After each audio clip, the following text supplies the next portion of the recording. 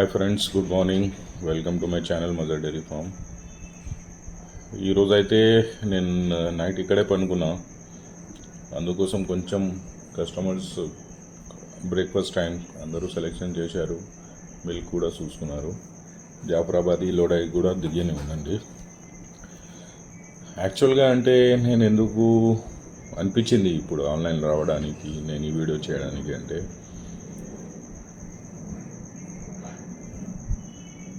దాదాపు నేను online YouTube మీద అయితే నేను అనుకుంటా 6-7 ఇయర్స్ అయిపోయింది అనుకుంటా ఎక్కువ. సో ఆ టైంలో అయితే నేను డైరీ నా కౌంటర్స్ నడిపించేది నేను. సో ఒక్క టైం వన్ డే నాకు కాల్ వచ్చింది నా ఫ్రెండ్ది అంటే ఆయన కూడా ఒక కౌంటర్ వేసి ఉన్నారు బోరబండలో. ఆయనకు కూడా నా దగ్గర నుంచి ఆయన పాలు తీసుకువెళ్ళేది. ఆయన ఒక్కసారి ఫోన్ చేసి చెప్పారు, ఒక యూట్యూబర్ అయితే నాకు కాల్ చేశారు అన్న, ఆయనకు ఇంటర్వ్యూ కావాలి అంటే సరే పంపిమన్నాను. అది ఫస్ట్ టైం నేనైంది మీట్ అయింది ఒక యూట్యూబర్ నుంచి అంటే అది i3 మీడియా నాగార్జున అని. ఆయన వచ్చి కలివారు, ఆయన ఆంధ్ర నుంచి. ఆయనకు అసలు చూస్తే హిందీ రాదు. నా తెలుగు అయితే పని నడిచేది తెలుగు నాది. నేను కూడా మొత్తం తెలుగు ఎక్కువ మాట్లాడే మనిషి కాదు. ఎందుకంటే స్కూల్ టైంలో కూడా చూస్తే ICSE అంటే ఢిల్లీ సిలబస్ స్కూల్లో నేనైతే స్టడీ చేసిన. దాంట్లో కూడా మాకు అయితే ఆప్షనల్గా ఉన్నది తెలుగు తీసుకోవాలి లేదని. అప్పుడు ఎక్కువ మంది తెలుగు తీసుకోలేదు, స్పెషల్ ఇంగ్లీష్ అని తీసుకోవాలి. సైన్స్ కూడా కొంచెం సబ్జెక్ట్ ఉన్నది ఎప్పుడైతే. సో ఫస్ట్ అయినా నా దగ్గర ఇంటర్వ్యూ తీసుకోవడానికి వస్తే నేనన్నా మీ అయితే తెలుగు ఛానల్, నాకు తెలుగు ఎక్కువ మాట్లాడడానికి రాదు. తెలుగు మాట్లాడితే కూడా అర్థం చేయవచ్చు, కానీ గ్రామర్ సరిగా ఉండదు. ఏదో మాట్లాడతాం, ఎవరైనా అర్థం చేసుకుంటారు. అదే అయితే సార్ మీ ఇష్టం సార్, మీరు హిందీలో కూడా ఇంటర్వ్యూ వెళ్ళాలంటే ఇవ్వండి, తెలుగులో అంటే కూడా ఇవ్వండి అంటే సరే అని హిందీలోనే ఇస్తామని స్టార్ట్ చేసినాం. సో కెమెరా కూడా అంటే మంచి మాట్లాడాలంటే మనతోని మాట్లాడాలి, కెమెరాతోని మాట్లాడాలంటే. ఎందుకంటే కెమెరా ఆన్ అయిపోయినాక నువ్వు మర్చిపోతావు ఏం మాట్లాడాలి, ఏం చెప్పాలి అని. సో అప్పుడు నేను ఆయనతోని హిందీలో, ఆయన క్వశ్చన్ కాదు అట్లానే చెప్పండి సార్, డైరీలో ఎట్లా వచ్చారు, ఏం చేస్తున్నారు, ఎట్లా అవుతున్నాయి, డైరీ రంగం ఎట్లా ఉన్నది అది ఇది అంటే హిందీలో అయితే ఆయన ఒక ఇంటర్వ్యూ ఇచ్చిన తర్వాత మళ్ళీ ఆయన చెప్పారు, సార్ మీ తెలుగు కూడా అంత వేస్ట్గా లేదు, మీరు తెలుగులో మాట్లాడితే అందరూ అర్థం చేసుకుంటారు, కొంచెం తెలుగులో కూడా చేయండి. సో ఆయన అది 45 మినిట్స్ నాకు మంచి వచ్చే లాంగ్వేజ్ది నాకు ఫియర్ తీశాడు. దాని తర్వాత నేను తెలుగులో ఇంటర్వ్యూ ఇచ్చిన తర్వాత ఆయన కూడా యూట్యూబర్ అంటే ఆయన వచ్చారు, ఆయన డబ్బుల కోసం రాలేదు, ఏం రాదు. ఆయన కూడా ఒక రైతు కుటుంబం. నాన్న కూడా బర్రెలు మేపి తీశారు. కొంచెం రైతులు కూడా అవగాహన రావాలి, అందుకోసం వీడియో చేస్తున్నా నేను. సో దీని మీద మీరు డీటెయిల్గా వీడియోస్ నాకు మా ఛానల్ మీద ఇస్తే బాగా ఉంటాయి. అంటే నాకు ఒక ఫ్రెండ్ ఉన్నారు, ఆయన లక్ష్మీనారాయణ. పాపం ఆయన అయితే ఇప్పుడు దాదాపు ఒక 5-6 మంత్స్ పైననే అవుతుంది ఆయన అయితే ఈ లోకం నుంచి వెళ్ళిపోయాడు. సో నేను ఆయనకు ఫోన్ చేసి పిలిచాను, సార్ ఏ టాపిక్ ఉన్నది నేను మీకు మొత్తం అయితే మనం చేస్తాం, దాంట్లో నేను హిందీలో మీకు ఎక్స్ప్లెయిన్ చేసేస్తాం, మీరు తెలుగులో కొంచెం చెప్పండి అంటే అక్కడ నుంచి మా టాపిక్స్ స్టార్ట్ అయింది. యాక్చువల్గా అంటే ప్రతిదానికి ఏమేమి ఉన్నది, ఏం చేయాలి, ఎట్లా చేయాలి, అది టాపిక్స్ అయితే లక్ష్మీనారాయణ గారు మంచిగా అయితే తెలుగులో ఎక్స్ప్లెయిన్ చేశారు. సో ఆ గ్రూప్ అయింది నాది, ఆయనది, మళ్ళీ నాగార్జున i3 మీడియా యూట్యూబ్ ఛానల్ది. దాని తర్వాత మళ్ళీ నేను పర్చేసింగ్కి వెళ్ళడానికి చూస్తే సరే పోతాం, ఒక బ్రీడ్ ఉన్నది ముర్రా అయితే అందరూ తీసుకోవడానికి ఇష్టపడుతున్నారు, ముర్రానే తీసుకుంటున్నారు. వేరే బ్రీడ్ కూడా మన దేశంలో ఉన్నది బనీ అని, మేమైతే ఎక్కువ తెస్తాం, ఎందుకంటే కొంచెం కాస్ట్ తక్కువ ఉంటాయి, పాలు అయితే సమానంగా ఇస్తాయి. సో ఒక రైతు కూడా, నేను కూడా డైరీ నడిపిస్తున్నా, ఒక్క ఎక్కడైనా కొంచెం డబ్బులు తక్కువ అయితే అది లాభం లాగానే ఉంటాయి కానీ స్టార్ట్ చేసినాం. సో ఫిక్స్ అయినాం, సరే భయ్ గుజరాత్ వెళ్తామంటే. కానీ అప్పుడు ఏం ప్రాబ్లం వచ్చింది అంటే కరోనా ప్రాబ్లం వచ్చేసింది. So one day central government నుంచి prime minister Narendra Modi launch చేశారు, 24 hours మనం లాక్డౌన్ వేస్తున్నాం అంటే అప్పుడే మా ఫ్లైట్స్ కూడా రెడీ కావడానికి మనం రెడీ అయిపోయినాం. మళ్ళీ ఒక డేస్ నాకు పని ఉన్నది, ఆ పని ఆపి అది చేసి వెళ్తామని మేము ఫిక్స్ అయినాం. కానీ మళ్ళీ చూస్తే లాక్డౌన్ పూర్తిగా 2-3 months అట్లానే నడిచింది. మళ్ళీ నడిస్తే ఎక్కువ టైం అయిపోయింది. సో ఆ ప్రాబ్లం అయితే ఎక్కువ టైంకి వెళ్ళిపోయినాయి. సో ఆ ఎక్కువ టైంలో ఏమైతాయంటే, ఒక డైరీ ఫామ్ నడిపిస్తున్నారంటే ఒక బర్రెలు తీసుకొచ్చారో మీరు, దానికి ఒక కెపాసిటీ ఉన్నది పాలు ఇచ్చడానికి. 8 months, 9 months, 10 months, 11 months, 3 నెలలు కట్టిస్తే 11 months దాకా మనం పాలు తీస్తాం. దాని తర్వాత 2 నెలలు డ్రై ప్లేట్ ఇస్తే మళ్ళీ ఈంతయి మళ్ళీ పాలు వస్తాయి మనకు. సో మాకు ఏముంటాయంటే ప్రతి మనం 7 months, 8 monthsకు మనం ఎన్ని బర్రెలు కావాలో తీసుకొస్తాం, మళ్ళీ దాని నుంచి ఎన్ని అమ్మాలి అమ్ముతాం ఆ టైం అయితే. సో ఆ డిలే అయింది. డిలే అయిపోయిన తర్వాత మళ్ళీ కరోనా ఫినిష్ అయిపోయినది. నేను వెళ్ళినప్పుడు మేమైతే కార్ స్టార్ట్ చేసి 4 ఇక్కడ నుంచి బయలుదేరినాం. సో వీడియోస్ అయితే నార్మల్గా వీడియోస్ స్టార్ట్ చేసినాం. అక్కడ పోయి కొనడానికి కూడా డే 1లో ఎక్కడెక్కడ వెళ్ళినాం, ఎంత కొనినాం, ఈ బ్రీడ్ కూడా ఉన్నది, ఎంత ఉన్నది అని. అప్పుడు ఫోన్ నెంబర్స్ వేసే ఉన్నాం. సో ఫోన్స్ ఎక్కువ తెలంగాణ నుంచి, ఆంధ్ర నుంచి ఎక్కువ మంది కాల్ చేస్తూ ఉన్నారు. సో ఎంత అంటే 100 మంది కాదు, 500 మంది కూడా, 300, 400 మంది డైలీ ఫోన్ చేసి మీరు కొంటున్నారు, మా కోసం కూడా కొనండి, మాకు కూడా కొనండి అంటే అది కూడా జరిగింది.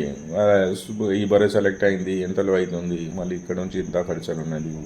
ఇక్కడ నుంచి ఆంధ్ర, తెలంగాణ నుంచి చాలామంది మాకు ఆన్లైన్ డబ్బులు కొడితే అది కొనిన తర్వాత అది దిగే రోజు అందరికీ ఎవరెవరు పేమెంట్ చేశారు వాళ్ళకు పిలిచి బర్రెలు ఇప్పించడానికి జరిగింది. సో ఆన్లైన్ అయితే ఇట్లా స్టార్ట్ అయింది. ఒక బనీ బ్రీడ్ కూడా అందరికీ తెలుగు రాష్ట్రంకు ఇంట్రడ్యూస్ చేసిన అంటే నేనే చేసిన పర్సనల్గా. బనీ తీసుకుపోయి మొత్తం చూపించిన, బనీ ఎక్కడ దొరుకుతాయి, ఎట్లా ఉంటాయి, బరే ఇది ఎంత పాలిస్తాయి, ఎంత కాలం ఇస్తాయి.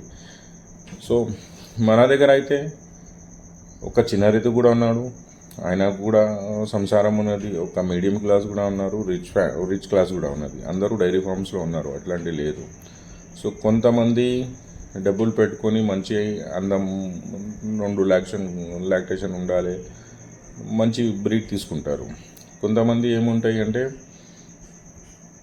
లేదు ముర్రాకు వెళ్తాం, ముర్రాకు అందం ఎక్కువ ఉంటాయి, మంచిగా ఉంటాయి, ముర్రాకు వెళ్తారు. కొంతమంది హెవీ మిల్కర్స్ కావాలి అని జాఫరాబాద్కి వెళ్తారు. ఇది అయితే ప్రజెంట్ సిచ్యువేషన్.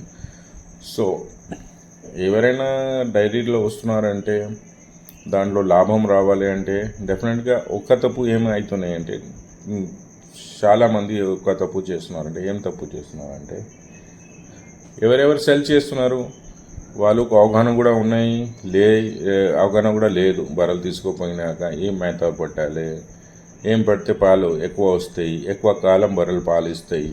ఫీడింగ్ సరిగా లేకుంటే చాలా డైరీస్ అయితే నష్టపోతున్నారు. ఎందుకంటే అమ్మాయి వాళ్ళకు అవగాహన లేదు, ఏం చెప్పాలి, ఏం ఫీడ్ ఇవ్వాలి, ఏం ఫీడ్ వేస్తే పాలు ఇస్తాయి బర్రెలు, సక్సెస్ ఒక స్టోరీ అవుతాయి, ఒక డైరీ ఫామ్ నిలబడతాయి, ఒక ఇంటి నిలబడతాయి. సో దాదాపు నేను 3-4 years నేను రీసెర్చ్ చేసిన తర్వాత, నేను చూసిన తర్వాత నేను ఫైనల్గా ఫీడింగ్ గురించి ఎక్కువ చెప్తున్నా. అంటే ఎందుకు చెప్తున్నారంటే ప్రజెంట్ అయితే మన దగ్గర వరి పంటల్లో వేస్తున్నాం. ఆ వరి పంటల్లో ఆ వరి వచ్చేది దాంట్లో ఏం బలం లేదు, దాంట్లో పాలు ఎక్కువ తిని బరే పాలు ఎక్కువ ఇయ్యదు. ఇంకా సెకండ్ థింగ్ సూపర్ నేపేరు. ఆ టైంలో కూడా నాకు ఎక్కువ మంది ఫోన్ చేసేది, సార్ నేను డైరీ ఫామ్ రంగంలో వస్తున్నా, నేను 50 animalస్తో స్టార్ట్ చేయాలి అనుకుంటున్నా, 100 animals, 10 animals, 20 animalస్తో స్టార్ట్ చేయాలి అనుకుంటున్నా. నా దగ్గర పొలం ఉన్నది, 2 acres ఉన్నది, 5 acres ఉన్నది, 10 acres ఉన్నది, దాంట్లో నేను సూపర్ నేపేరు నాటేసిన సార్. సో మేము ఆ టైంలో అయితే మేము కూడా కోకోర్ అది ఇది గడ్డిలో వారి చూసినాం. దాంట్లో ఏం లేదు, కొంచెం డైజెషన్ సిస్టమ్ అవుతుంది, పాలు అయితే ఎక్కువ వస్తలేదు దాంట్లో. బర్రెలు అయితే మనం కడుపు నుండి తింటున్నాం. కానీ మనం బర్రెలు తీసుకొచ్చినాం, ఎందుకు తీసుకున్నామంటే బ్రీడ్ కూడా ఎందుకు డబ్బులు పెట్టి తీసుకుంటున్నానంటే మనకు పాలు రావాలి. మన లోకల్ చర్కల్ బర్రెలు, గ్రేడెడ్ ముర్రా, లేకుంటే మహారాష్ట్ర నుంచి వచ్చే సింగాల్ గీదలు, ఈ గీదలు అయితే తిరిగి వచ్చి మనకు మేపీ వచ్చి 3.5-4 లీటర్స్ దాకా మనకు ఏమైనా కొంచెం దానా పెడితే ఇచ్చేది. మనం బ్రీడ్కు వెళ్ళిన తర్వాత బ్రీడ్తోని మనకు డబ్బులు రావాలి. అంత డబ్బులు పెట్టినా అంటే ఫీడింగ్ సరిగా ఉండాలి. సో ఆంధ్రాలో కూడా నేను చూస్తే ఎక్కువ మంది వరిగడ్డి, సూపర్ నేపియర్, మళ్ళీ థర్డ్, మళ్ళీ ఏమో దానాలు వేసుకొని మినపప్పు అది వేసుకొని చాలామంది లాస్లో వెళ్ళిపోయారు. ఎందుకంటే ఫీడ్ మేనేజ్మెంట్ తెలియదు, ఫీడ్ ఏం వేయాలో తెలియదు. సో నేను చెప్తున్నా ఎప్పుడు కూడా, మీరు ఈ డైరీ రంగంలో నిలబడాలి అంటే ఫీడే తప్పు అవుతున్నాయి, వేరే అయితే ఏం తప్పు లేదు. హర్యానా కూడా బర్రెలు తీసుకొస్తారు, గుజరాత్ కూడా వెళ్ళి బర్రెలు తీసుకొస్తారు. కానీ ఇంత కష్టం చేసిన తర్వాత తీసుకువచ్చిన తర్వాత మేతల గురించి తెలియదు, సరిగా మనం ఏం ఆహారం పెట్టాలి మనకు తెలియదు.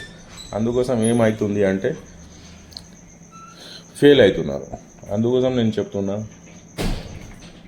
బెస్ట్ ఫీడ్ ఇప్పుడు ప్రజెంట్ అయితే మనం చూస్తే జొన్న సొప్ప కొట్టిది, పత్తి చెక్క, కందిపొట్టు, గోధుమల పొట్టు, ఈ దీంతోనే కూడా మీరు డైరీ నడిపించవచ్చు. లేదు మీ దగ్గర పొలం ఉంటే, మన ఓల్డ్ టైంకు వెళ్ళిపోయింది.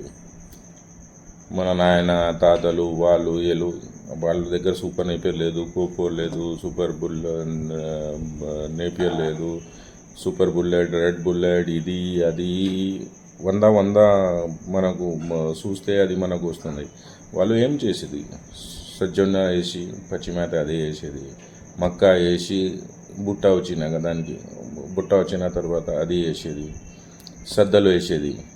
సో అది వేస్తే మీరు పాత టైంలో వెళ్ళిపోతే మీరు దానాలు కూడా తక్కువ అవుతాయి. అది మేత వేస్తే బర్రెలు పాలు కూడా ఇస్తాయి. నేను స్టార్ట్ చేసినప్పుడు దాదాపు గ్రీన్ గ్రాస్ అయితే 11 టైప్స్ ఆఫ్ గ్రీన్ గ్రాస్ వేసిన. ఓకే, నాకు బెస్ట్ మిల్కింగ్ అంటే సద్దల్లో అనిపించింది. సద్దలు బుట్ట వచ్చిన తర్వాత, విత్తనాలు వచ్చిన తర్వాత ఇట్లనే వానాకాలం ఉన్నది. సో అప్పుడు నా దగ్గర కూడా షెడ్ సరిగా లేదు, బర్రెలు మొత్తం వాటర్ మీద నిలబడి ఉన్నది. కానీ మొత్తం మాకు పచ్చి మేత అయిపోయిన తర్వాత ఆది టైం వచ్చింది, అది కోసి వేస్తే మేము చూస్తున్నాం మాకు లీటర్న్నర 2 లీటర్ దాకా ఎక్కువ ఇస్తున్నాయి. లోకల్ బర్రెలే, అప్పుడు లోకల్ బర్రెలే ఉన్నది నా దగ్గర.